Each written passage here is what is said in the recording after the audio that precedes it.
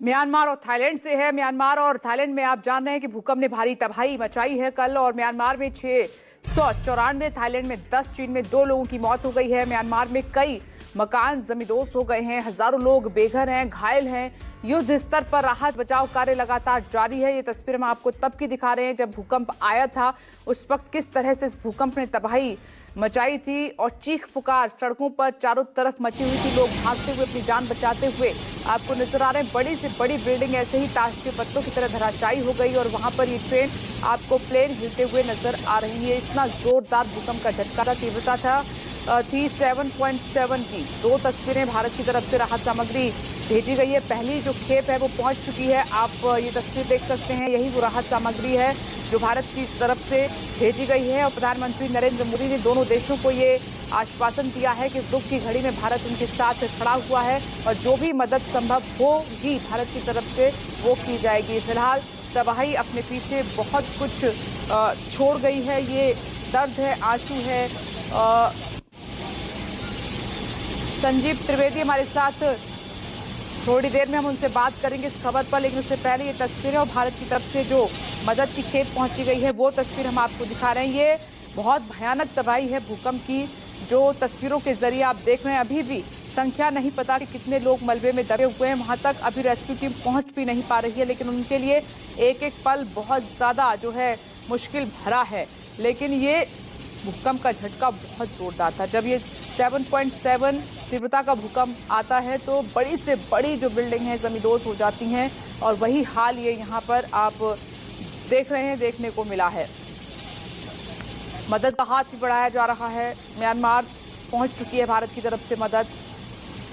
Thailand में भूकंप का कहर किस कदर है, 100 से ज़्यादा लोग घायल हैं और कई लोग मलबे में दबे हुए हैं। अभी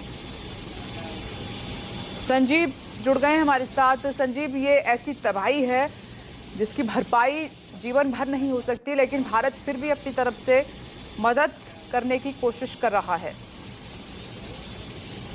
डेप्यूटी एडिटर संजीव त्रिवेदी हमारे साथ जुड़े हुए हैं। संजीव, क्या आपको आवाज मिल रही है मेरी? सुन पा रहा हूं आपको। संजीव, सवाल मेरा ये है कि एक ऐसी तबाही है जो इसकी भरपाई जिंदगी भर नहीं हो सकती, लेकिन भारत ने मदद का हाथ आगे बढ़ाया है ताकि कुछ हद तक जो लोग बेघर हैं या फिर जो लोग जख्मी हैं, इससे प्रभावित हुए, उनकी कुछ मदद की जा सके। देखिए, त्रासदी इतनी बड़ी है कि कोई भी मदद नाकाफी होगी और कई वर्षों तक जितने भी मददगार हैं उन्हें फौरी मदद के अलावा कई वर्षों तक लगातार मदद करनी पड़ेगी, खासतौर पर म्यांमार की। तब जाकर के थोड़ी बहुत भरपाई होगी, क्योंकि इतना बड़ा त्रासदी, इतनी बड़ी विभीषिका म्यांमार में लगभग पूरे 1 शताब्दी में ऐसा नहीं देखा गया था जो घटना कल घटी है। और ऐसे में बहुत से देश, जो मित्र देश हैं, जो नहीं भी हैं, वो सब मानवता की सेवा के लिए तैयार हैं। आप जानती हैं कि वहां पर सेना का शासन है और उस शासन व्यवस्था से म्यांमार में बहुत से देश जो है वो खफा है या नाराज हैं या बहुत मित्रता नहीं रखते हैं। लेकिन उन सब बातों को भूलकर इस वक्त तमाम देश दुनिया के अपना हाथ आगे बढ़ा रहे हैं और मदद के लिए जो हाथ आगे बढ़ रहे हैं, जो म्यांमार की मिलिट्री जुंटा है वो चाह रही है कि जितने लोग मदद कर सके, जितनी मदद आ सके, उसके लिए वो शुक्रगुजार होंगे। और ऐसे में भारत की तरफ से भी पहली खेप मदद की।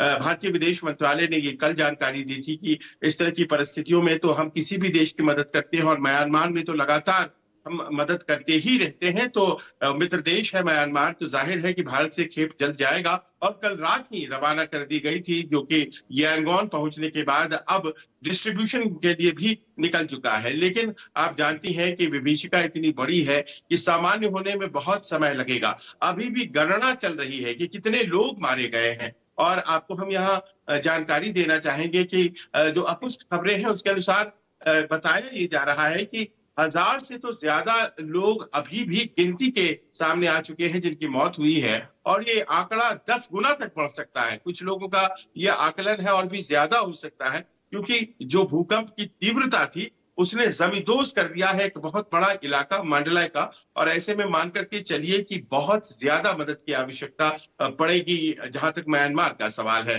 और ट्रिमर्स इतने तगड़े थे कि जो असर है वो थाईलैंड और खासतौर पर सदर्न थाईलैंड जो है, दक्षिणी थाईलैंड, वहां तक हुआ है और यहाँ तक कि ताइवान तक महसूस किया गया है भूकंप के झटकों को। और माना यह जा रहा है कि करीब करीब 100 लोगों की मौत तो थाईलैंड में भी हो गई। आप जानती हैं बिम्स्टेक की बैठक होने वाली है थाईलैंड में 3 और 4 अप्रैल को, जिसमें भारत के प्रधानमंत्री नरेंद्र मोदी भी जाने वाले हैं। अभी तक ये बैठक ऑन है और अभी तक इसकी कैंसिलेशन की कोई बात नहीं है, लेकिन कहीं ना कहीं इस बात को लेकर चिंताएं जरूर है। ऐसे में जबकि कल रात भी एक बार फिर से म्यांमार में भूकंप के झटके महसूस किए गए। विपनेश, बिल्कुल। और संजीव, ये एक ऐसी त्रासदी है क्योंकि इस भूकंप के बाद, और आप कह रहे हैं कि एक दशक के बाद इस तरीके की तस्वीर सामने आई है, हर कोई जुड़ा हुआ है इस दर्द के साथ और उन तस्वीरों को देखकर हर कोई विचलित है। ऐसे में भारत की जो मदद है या अन्य देश इस बारे में सोच रहे हैं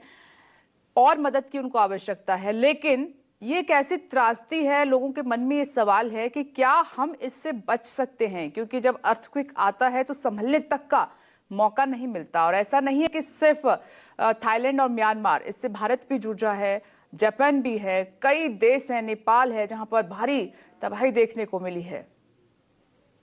देखिए, ये बात तो अपने आप में हकीकत है कि जो मदद के हाथ उठ रहे हैं वो इन आशंकाओं के साथ भी उठ रहे हैं कि कल को कहीं ऐसा ना हो कि हमें ही मदद की आवश्यकता पड़े, क्योंकि बहुत से देश दुनिया के हैं जो कि साइस्मिक जोन में आ गए हैं। और खास तौर पर जिस इलाके में दुनिया का हमारा देश है, इस इलाके में हाल के दिनों में बहुत से घटनाएं अर्थक्वेक की, भूकंप की हुई हैं।